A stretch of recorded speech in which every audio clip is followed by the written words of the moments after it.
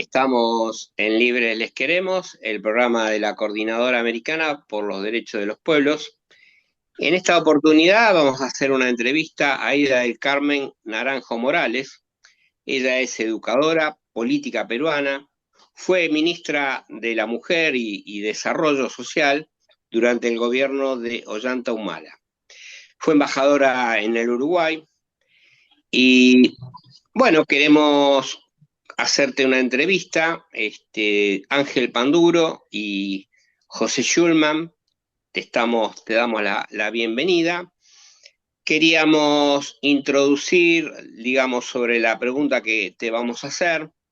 Eh, Perú tiene una cualidad, digamos, donde en diciembre del 2022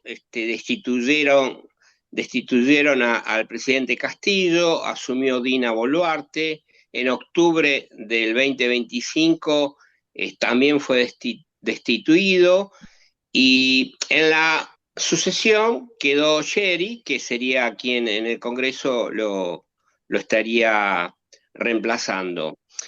Queremos decir, digamos, Perú tiene una particularidad que combina una inestabilidad eh, política con una estabilidad neoliberal bastante marcada. Y acá en la Argentina, a través de nuestro presidente Milei, muy conocido por sus declaraciones tan cuestionables muchas veces, se habla mucho de seguir el modelo peruano. Te queríamos preguntar, Aida, ¿qué tiene el modelo peruano? ¿Qué nos podés contar del modelo para que nosotros, argentinos, nos pongamos al tanto de qué es lo que nuestro presidente Milei estaría pretendiendo para este país? Bueno, en primer lugar, un saludo, Ángel, un saludo, José, un cariñoso abrazo, un agradecimiento por esa oportunidad. Transmitimos desde Lima, así que es un abrazo gigante para la Patria Grande y para todos ustedes y para su audiencia. Yo les recomendaría no seguir el modelo peruano, primero porque somos países absolutamente diferentes, ¿no? En primer lugar, es cierto que la economía crece y hemos tenido crecimiento este año, lo que va, el récord que podemos medir hasta noviembre es de 3,3. Y dada la crisis y la recesión mundial que hay, que no se supera desde el año 2008, efectivamente son cifras importantes. Es un promedio importante. Efectivamente, la economía peruana ha crecido hasta el 9%. Por lo tanto, estamos en un muy mal momento, no estamos en un mal momento. Lo que pasa es que nos estamos comparando con economías en la región que no están creciendo. Eso es lo primero, para que tampoco sobredimensionemos lo que tenemos ahora como modelo GERI y como modelo Boluarte, ¿no? Entonces, sí hemos superado el 3%, es una cifra importante, la población crece por encima de ello, no llegamos, digamos, a satisfacer necesidades y hemos estado pues muy por encima de ese crecimiento. ¿Por qué digo que somos modelos productivos muy diferentes y que es imposible seguir los modelos pues, de otros países? El modelo peruano es un modelo minero extractivista neocolonial. Esa es la característica que podríamos dar del modelo, y efectivamente nosotros vivimos de un recurso inagotablemente rico que es el oro, la plata y el cobre. Disputamos los primeros lugares de productos efectivamente que generan ingentes ingresos a la economía. Disputamos ya el primer lugar del cobre en el mundo, disputamos de los primeros en el oro, que tiene un precio enorme, y estamos dentro del cuarto productor de plata en el mundo. Por lo tanto, efectivamente, hablamos de una riqueza mineral inagotable que genera, por supuesto, un modelo neoextractivista, de corte, digamos, neocolonial, porque no se añade mano de obra, no se añade valor agregado. Es decir, exportamos todo el cobre al mundo, pero no podemos hacer un alambre, por ponerte solamente el ejemplo más simplón que pudiésemos entender todo. Compararlo con la economía argentina es difícil porque ustedes son un país ganadero, un país de soya, un país de productos agrícolas, que es digamos, es un sector, la economía de la agricultura y de la ganadería es un sector productor de mano de obra, generador de empleo. En el caso peruano, un modelo neoextractivista minero no es generador de mano de obra. Eso hace efectivamente que tengamos un enorme desempleo, que tengamos, por supuesto, un abandono de 2 millones de familias productoras de alimentos propios para el consumo, y tenemos entonces anemia del 70 y 80% en Puno, lo cual significa pues una situación de no poder recuperar el desarrollo neurológico, motriz y físico de las criaturas del Perú. Entonces, de ninguna manera podemos nosotros, uno, continuar con ese modelo. Por eso que parte de nuestra lucha de todos los sectores, digamos, que queremos un proyecto de nación, no solamente tener un territorio rico, sino un proyecto de nación. O sea, es absurdo tener un modelo básicamente minero extractivista, neocolonial, que hemos heredado de la colonia. El modelo peruano, previo a la colonia, era un modelo agrícola. Si bien es cierto, se ha desarrollado ahora de manera importante la agroexportación en base a algunos productos bandera. Por ejemplo, somos hoy día el primer exportador, digamos, de ginseng, pero como consecuencia, pues, de un producto que ha atendido salvar a la población, digamos, de lo que ha sido el COVID, ¿no? Por el importante valor que tiene, digamos, ese producto, pero a costa de 300.000 muertos en el Perú de COVID. Entonces, no importa si somos el primero en el mundo vendiendo arándanos, vendiendo palta, vendiendo ginseng, ¿no? Sí, efectivamente, nosotros pues vamos a tener cifras sociales dramáticas. Hemos pasado del 19% de pobreza al 30% de pobreza. Entonces, es un modelo Mocha, que, mirado por sus resultados, no es favorable a la gran mayoría de la población. Es favorable a lo que nosotros llamamos los dueños del Perú, que son básicamente mineros. Mocha, O sea, la- no nos recomendás. No, para nada, para nada, en para en nada. la pandemia, efectivamente, Perú tuvo el triste privilegio de ser uno de los países con más mortalidad y lo que yo escuché, lo que se decía, es que la informalidad laboral hacía casi imposible organizar, ya sea los cuidados como la ayuda, ¿no? ¿Qué nivel de informalidad, de precariedad? O sea, ¿cuánta gente trabaja por su cuenta, sin ninguna protección legislativa, laboral, ni obra social? Y ya que estamos, ¿qué sistema de salud pública tiene Perú? Mira tú, no es un hecho poco significativo de hacer relevante, por supuesto, el haber tenido 300.000 muertos en la pandemia. En proporción a su población, en algún momento el Perú ocupó el primer lugar de mortalidad en el mundo. Sí. Y eso te habla del sistema de salud. No había acceso a oxígeno. O sea, es un elemento básico, a oxígeno, es decir, no teníamos aire para respirar y limpiar pulmones y atender, ¿no? Por supuesto, accedimos tarde a las vacunas, porque además se sobreideologizó el tema de las vacunas. No queremos las Sputnik porque son rusas, no queremos Sinopharm porque son chinas, hasta que nos regalaron 1 millón de vacunas gringas y seguimos comprando después la Pfizer y las vacunas gringas, que tiene que ver con los niveles de dependencia en la política exterior peruana y en esta guerra, digamos, China, Estados Unidos, que se da en un continente en disputa. Entonces, eso trajo como consecuencia, por supuesto, una mortalidad enorme, ¿no? Se le acusa a Martín Vizcarra de esa mortalidad porque el presidente se esconde, se vacuna a escondidas, que no tendría por qué haberlo hecho. Podía haberlo hecho porque siendo presidente de la República aplaudiríamos que se cuide el presidente de la República para ponerse al frente. Él se puso al frente como el papá de cada mensaje nacional cada día y eso lo llevó a una gran popularidad, pero a un costo altísimo de mortalidad. Y el récord que tiene Dina Boluarte en materia de salud es el récord nacional de dengue. porque efectivamente tenemos el agua contaminada. Eso para hablarte de los sectores de salud. Un paracetamol, que lo normal es que cueste en el Perú 10 centavos de dólar, pasó a costar $100. Un blister de paracetamol.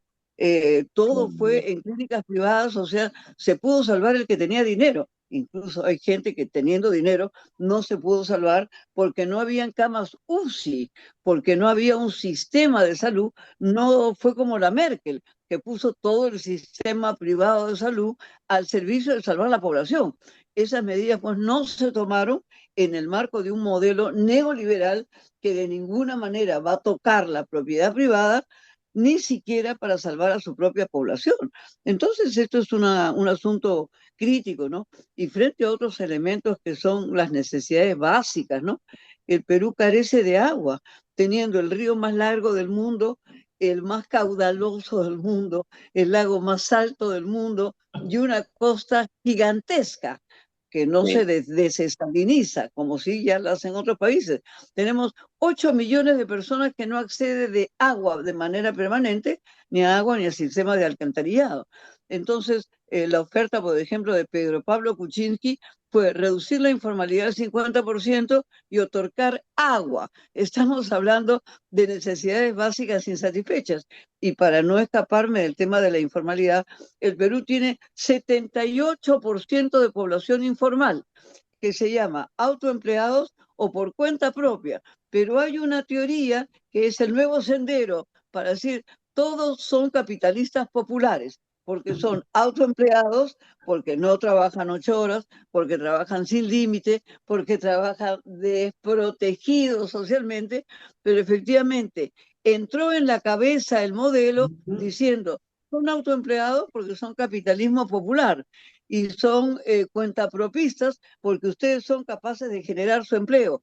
Qué buenos son, qué magníficos, qué potentes, qué capacidad, qué autonomía, qué dinámica. Entonces, con eso efectivamente perdemos todos los niveles de protección social, ¿no? La seguridad social es grave, las pensiones son graves. El promedio de una pensión en el Perú es un poquito más de $100, ¿no? De las pensiones de gente que ha trabajado hasta los 65 años. Yo soy asesora laboral y he trabajado durante casi 40 años de mi vida con los sindicatos. Y por primera vez en mi vida, en ese quinquenio, he visto a los trabajadores marchar en las calles para que se les permita trabajar 10 años más. No lo podíamos creer. Nuestros congresistas nos decían, compañera, ¿aprobamos o no aprobamos esa ley? Y los sindicatos pedían aprobar esa ley. ¿Por qué? Ya no querían jubilarse a los 65, sino a los 75. 10 años más trabajando. ¿Por qué? Porque con 75 cobraban su sueldo normal. Si pasaban a ser jubilados, cobraban una miseria que no les permitía ni siquiera atender los bienes básicos de la alimentación, de la salud, del agua, del consumo, de la canasta básica, que por supuesto cuesta 4 veces más que esa pensión mínima. Quiero decirte que cuanto más te escucho, quiero decirte que más creo que la voluntad de Milei es ir hacia un país como Perú.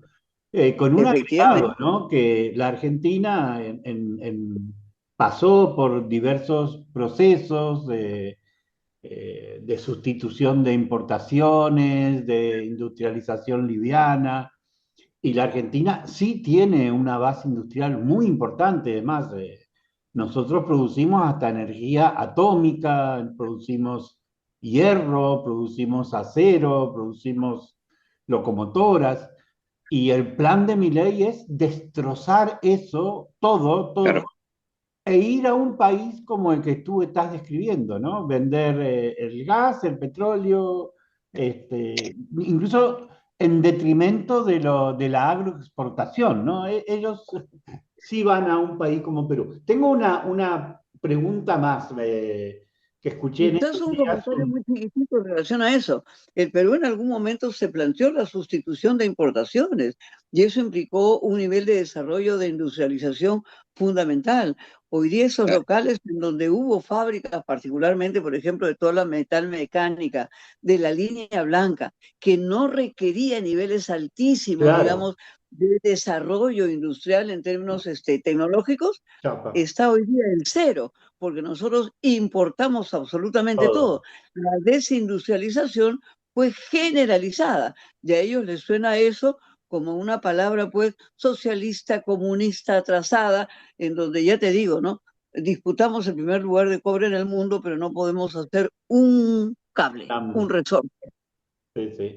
Una última pregunta. Escuché en estos días un podcast, un conversatorio sobre preocupados o interesados en que se acaba de poner en acción un puerto en Perú chino muy importante. Y entonces el comentarista decía que había una situación muy contradictoria en Perú entre una sumisión, subordinación a la política exterior norteamericana ya vergonzosa. Bueno, acaban de romper relaciones con México como parte del plan imperial para joder a Sheinbaum, pero al mismo Sí. tiempo tenían un grado de integración económica con China fenomenal.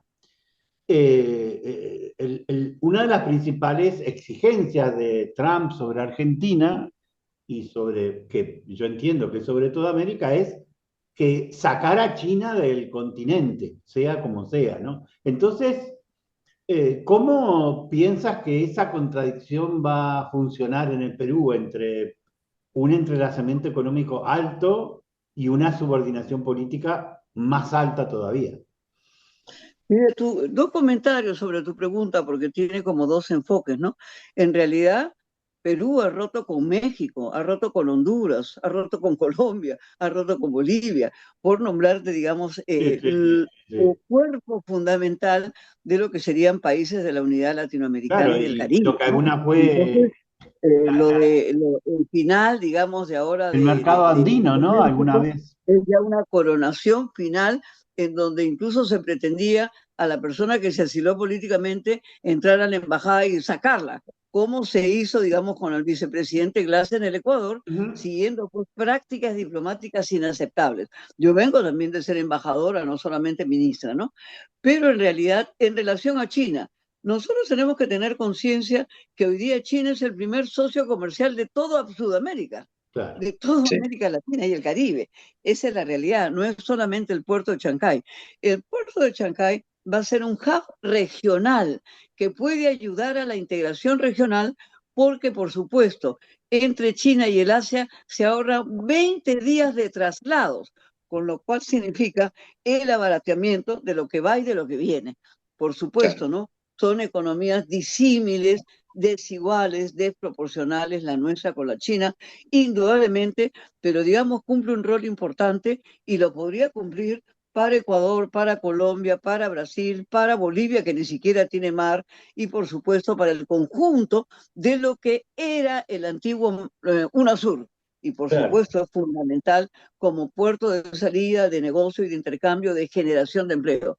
Lo que pasa acá tiene que ver con que América Latina hoy día es un continente en disputa y ese Mm. continente en disputa tiene al hegemón neoliberal ya de caída y ya de salida pretendiendo retomar a una lógica como anuncia su secretario de Estado diciendo este es mi hemisferio y yo en mi hemisferio hago lo que me da la gana, que es lo que ha dicho pues Marco Rubio, ¿no? Entonces son situaciones inaceptables porque no podemos tener una política subordinada.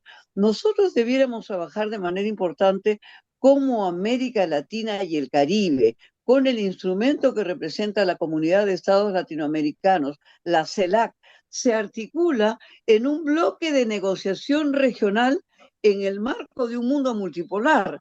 Es decir, nosotros no queremos pues, pasar de Estados Unidos a China, queremos tener un protagonismo como región integrada. De ahí que la CELAC cumple un rol importante. Sin embargo, los sectores más conservadores han pretendido en algún momento, digamos, que el Mercosur rompa, digamos, su lógica integrada y que Argentina negocie directamente con Estados Unidos, como era lo que querían Milei, pretendiendo romper el Mercosur. Por Sí. suerte que tenemos ahí a Lula, pero se ubicó en minoría, ¿no? luego lograron deshacer el UNASUR, a pesar de que la denuncia del tratado todavía le permitiría, digamos, reactivarse, ¿no? Y por supuesto, yo vengo de la CELAC, vengo de la cumbre de Santa Marta, ha sido muy importante. Sin embargo, se ha necesitado más respaldo aún a Petro, que se ha convertido en un líder de talla mundial y que es quien preside hoy día la CELAC. Sin embargo, la mandataria precedente dentro de la Troika, estos tres países que deben de conducir el periodo, no asistió porque están de elecciones la próxima semana. Y el sucesor, que es Yamandú Orsi, parte de la Troika, efectivamente presidente del Uruguay, al quien fui a proclamar ahora en marzo, efectivamente estaba en Bolivia, saludando, en fin, a Paz Pereira, ¿no? Al nuevo presidente de Bolivia. Esto hizo que la troika de la CELAC no estuviera presente, lo que le quita protagonismo a pesar de que hubo la presencia de 60 países de América Latina y Europa. Eso es importante, claro. Europa vuelve a mirar a América. ¿Por qué?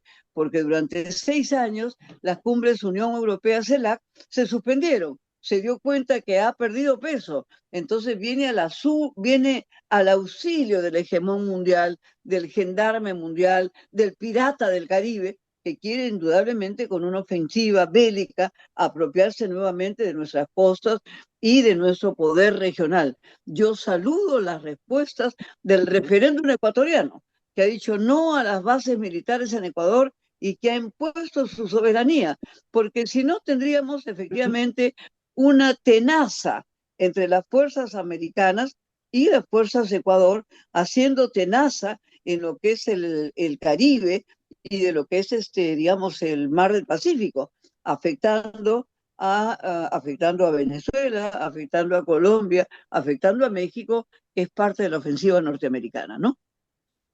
Bueno, Aida, permíteme, José, una pequeña... Todas las preguntas del mundo. Para eso tenemos la oportunidad de dialogar, que es un privilegio que se da luego de tiempo. Como te había comentado, yo estuve en el Perú y recuerdo en Lima una de las cosas que más me llamó la atención, el servicio público de pasajeros, digamos, que había unos colectivos muy viejos y después había todo tipo de carruaje de toda índole y subías y te venían y te cobraban ahí en el momento, y si eras una persona gorda te cobraban 2 veces o te cobraban el doble o negociabas en el momento. Bueno, una informalidad muy presente.